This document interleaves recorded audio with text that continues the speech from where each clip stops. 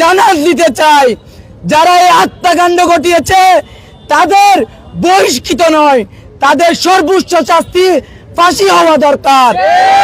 আপনারা জনগণের সরকার, আপনারা কোনো বিএনপির সরকার নয়, আপনারা এনসিপির সরকার নয়, কিংবা কোনো রাজনৈতিক দলের সরকার নয়, কিন্তু ইন্টারিম হয়তো তা ভুলে গিয়েছেন।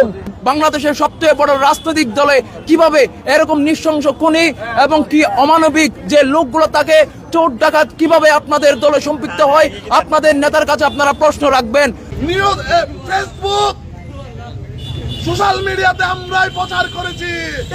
ব্যর্থতার পরিচয় সে দিচ্ছে, সেই ব্যর্থতার পরিচয় নিয়ে ইন্টেরিয়াম এই সরকারে আর থাকতে পারে না।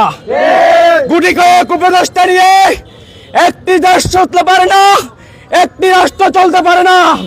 যদি রাষ্ট্রকে সাজাতে হয় খুব দ্রুত সময়ের মধ্যে আমরা বলেছিলাম সংস্কারের দরকার রয়েছে।